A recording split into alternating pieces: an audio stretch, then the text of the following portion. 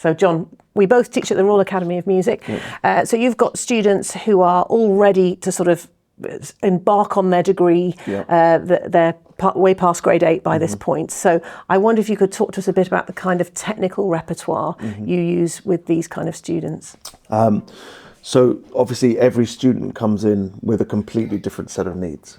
So as a teacher, I mean, the joy of teaching for me is that you've got 101 ways to describe something and the person in front of you needs the 102nd. Yes, and the joy of that is trying to think in the moment and tailor. So you have a sort of a list of go-to repertoire. And for me, the go-to book for the right arm for bowing is Ševčík Opus 2 Part 3.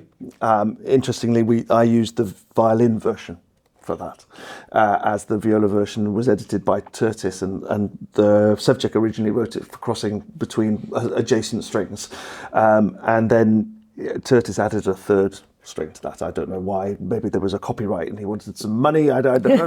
Who knows? I'm only joking. But also in the back of that book, there's a great section where Ševčík practices jumping strings in legato and others, and that's a really good bowing technique that we can try, where you're just rotating the bow to get a smooth string crossing across 2 strings. So we go down to the tip,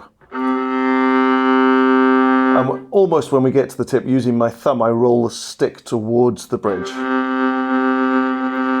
Now using my whole arm, I row forward and bring this. I'm going to go to the D string, and I come down in 1 level, and I'm there. So if you then do that,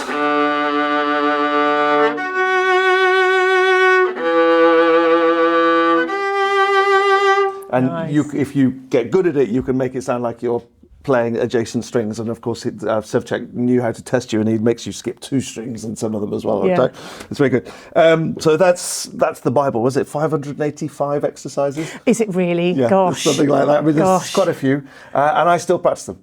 Yeah, that's still part of my daily routine if I've got space and time to practice. Yeah, I find Ševčík a really efficient way to just get yourself back on track. Yes. You know, especially if you've been sort of powering through lots of sight reading in orchestra or something, and your technique has maybe slipped a little bit. It's a very good way to service your playing. Yes, and also we all have those moments where we come off stage and we go, you know what, I got away with that, but mirror says you need to go and practice. Yes, it didn't feel good. Yes, and so you've got, as you say, a brilliantly efficient way of just isolating whatever that problem is. Yeah. And I think that's one of the reasons the subject's so good. I've got to ask you about Kreutzer. Yes.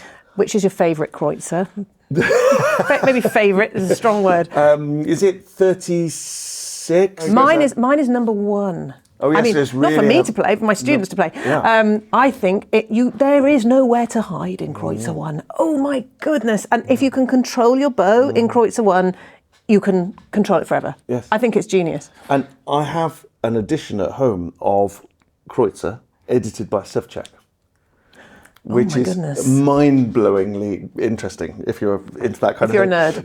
Yeah, of course I am. And he gets you to practice number 1 in 2 different ways, starting on a down bow and starting on an up bow. So that you're practicing the crescendos going against the natural weight, and the diminuendos going against the natural weight as well. And it's really interesting that that's one of the first variations of Kreutzer that he does, and I think that's great to do with students as well. Brilliant. But I mean, all the, Kreutzer 7 for Martele.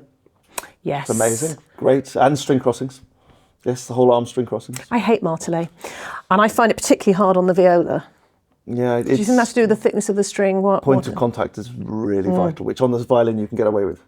Well, I mean, we don't, but, we're very precise on the violin, This isn't, it's just not going to work until you...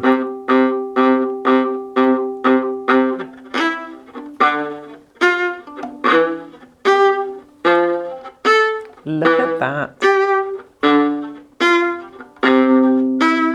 And it's surprising how little effort it is if you get your point of contact right. Yes. And the amount of hair, none of my students, and I would suggest that that's most of the string students that come through my hands generally think about the amount of hair that they use. Enough. Flat though for Martele, do you think? Or not? That's not necessarily. Really? Force equals pressure over area. Oh, here we go, physics, okay. Reduce the area, get more force. Okay. There's I hadn't more thought of it weight like going that. into a floor through a stiletto heel than through an elephant's foot. Yes, the very true. famous GCSE Yes. physics thing. So we're just using that theory. So I don't know whether you noticed when I was practicing the C there, I just took away a little bit of head. Doesn't work. It's just not quite as good. Yeah. And so on. So we spend a lot of time with that. I think the first 13 Kreutzers are kind of vital. But not so keen on the rest.